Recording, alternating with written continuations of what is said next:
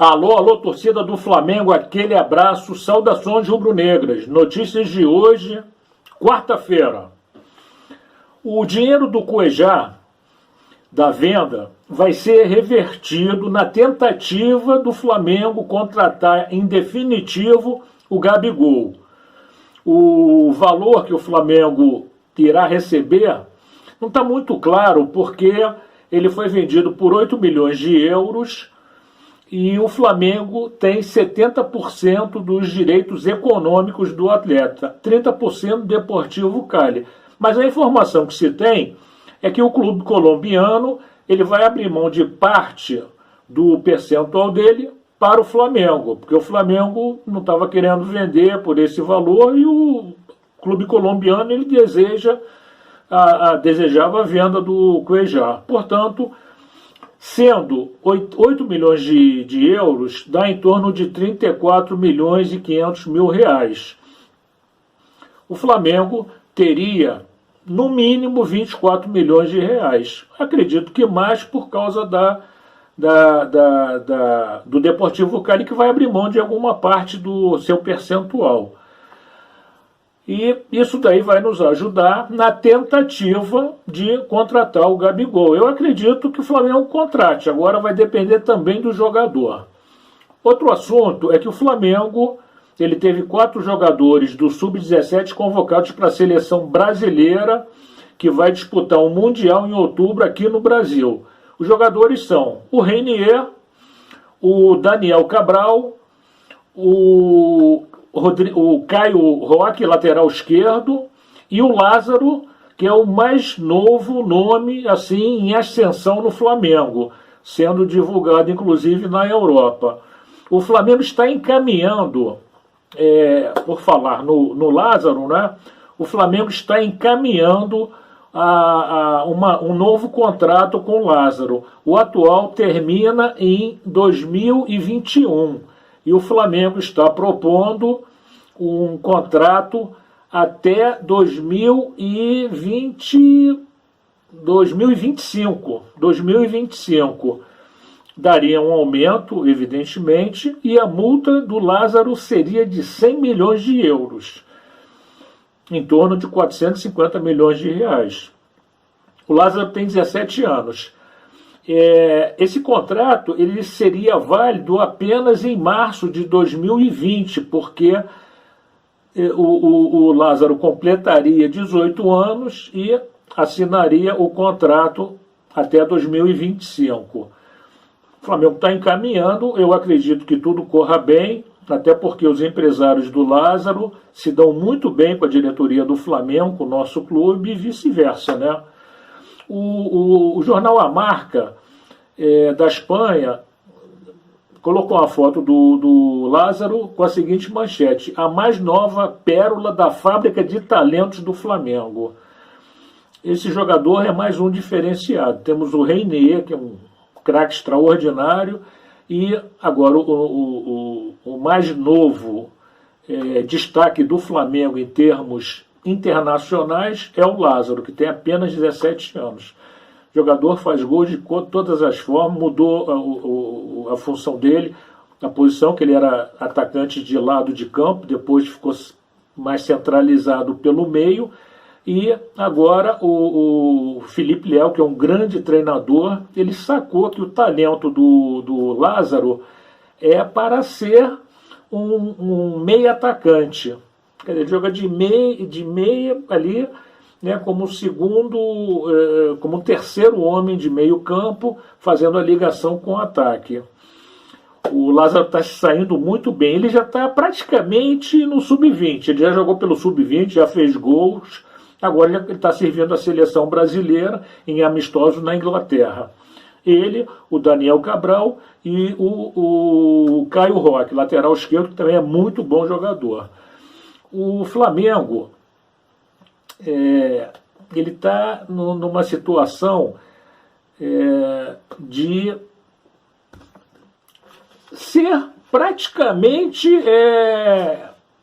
coagido a ajudar os clubes do Rio de Janeiro. Aí ficam dizendo que o Flamengo tem que dar as mãos aos co-irmãos, Aí eu vou fazer aqui uns levantamentos que eu anotei. Vamos ver se merecem. O Flamengo ofereceu ao Fluminense, pela contratação do Pedro, chegou primeiro a 10 milhões de euros por 70% dos direitos econômicos do jogador, que seriam 44 milhões de reais. Chegaria, se o Fluminense dissesse assim, não aceito esse valor, mas a gente está aberto à negociação, porque o Flamengo teve ética com o Fluminense, chegaria a 12 milhões de euros, o que daria 54 milhões de reais pelo Pedro. Aí o percentual não seria de 70%, seria mais, talvez 80%, mas tudo seria conversado, negociado. O Fluminense encerrou, não vendemos para o Flamengo, teve jornalistas que disseram que o Flamengo não pode vender, reforçar o adversário, então vejam bem a mentalidade até de jornalistas. Conclusão, o Pedro ele foi negociado com a Fiorentina por 10 milhões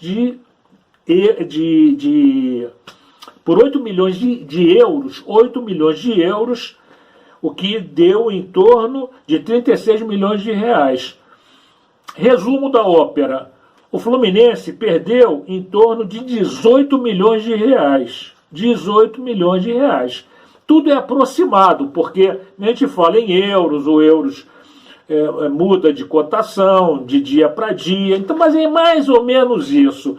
Aí o Fluminense está em condições de recusar? Estava em condições de recusar? Não, mas foi orgulhoso. Não vamos reforçar o adversário, como se o Flamengo precisasse desesperadamente do Pedro. Felizmente o Flamengo não fez negócio, até porque o Pedro teve uma contusão muito séria, fez uma cirurgia complicada, e a gente não sabe como ele vai jogar daqui para frente. Ok?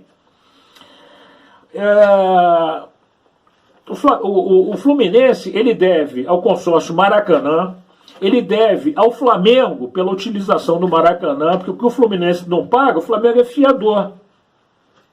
E o Fluminense, em agradecimento, ele vira as costas para o Flamengo. E o Paulo Vinícius Coelho, né, PVC, na época ele falou, não, o Flamengo não tem que vender, o Flamengo não tem que vender para o Flamengo não, vai reforçar adversário. Quer dizer, o PVC, o Fluminense deve a Deus e ao mundo, e foi vendido o jogador por um valor muito menor do que o Flamengo ofereceu. Está satisfeito? Vai jogar na Europa. Em vez de valorizar o futebol do Brasil, não, vai reforçar clubes europeus.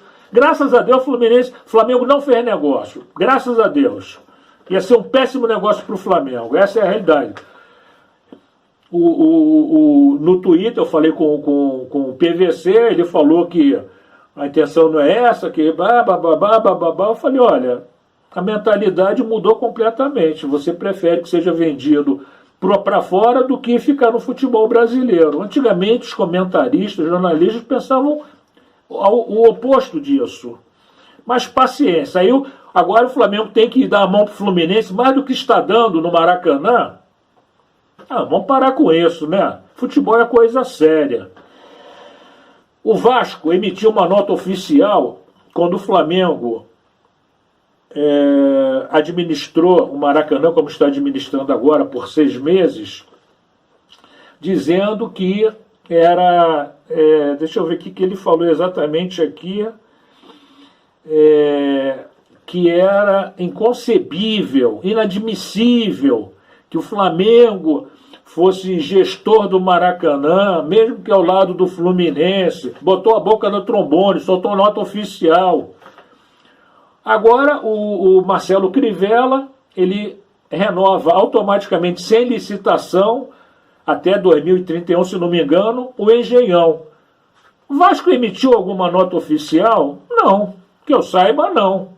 O Botafogo falou alguma coisa, o Fluminense falou, ninguém falou nada. Mas quando o Flamengo foi pegar o Maracanã, todo mundo ficou em cima. Por que o Flamengo? Por que o Flamengo? Porque o Flamengo é o maior, porque o Maracanã está aberto às custas do Clube de Regatas do Flamengo, da torcida, da nação rubro-negra.